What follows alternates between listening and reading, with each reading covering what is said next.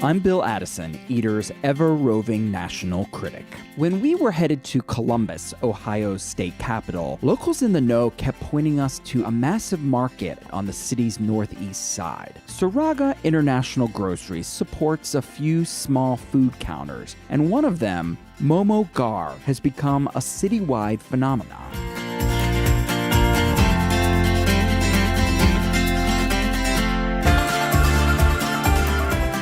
Chef-owner Funso Lama specializes in momos, Tibetan dumplings. There are only 5 seats along the counter at Momo Gar, but it's worth the wait for one of Columbus's most uplifting culinary treasures.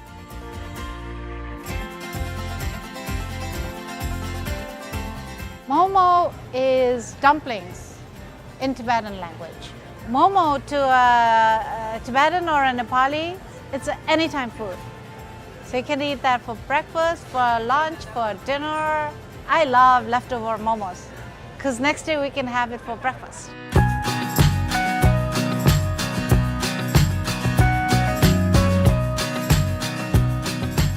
The go-to dish here is Jol Momo, steamed momos stuffed with ground chicken, onion, cilantro, and other spices, and served in a chili-laced broth.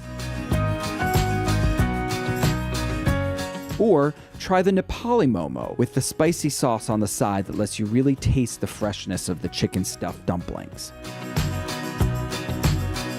For a vegetarian option, there's the aloo momos, pan-fried dumplings filled with a mild potato curry.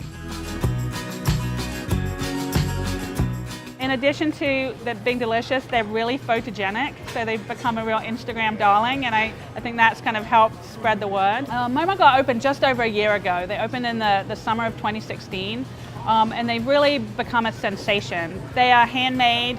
They are made as they would be made at home with homemade wrappers, homemade fillings, and a lot of love put into making them. I think one of the reasons why everything comes across as so genuine and why it's so good is Finn is just making things the way she would make them at home. They open, they serve their Nepali food, they serve momos, and they didn't change it. Momo Gar really put momos on the landscape in Columbus, and everybody has heard of momos now because of Momo Gar.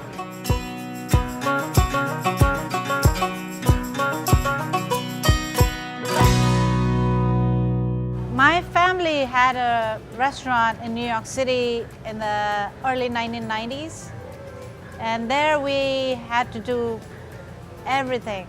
So I got my little bit of restaurant experience there. My cooking is home cooking. When we cook momo at home, it's usually a family event. Everyone in the household get involved. I don't want to give them anything that's not natural. I like to keep it really simple. Simple, flavorful, and just good for your body.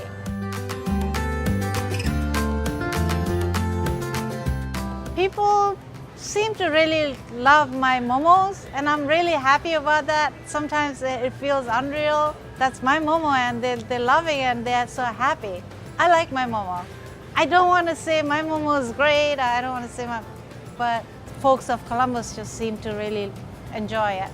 So I'm really happy about that.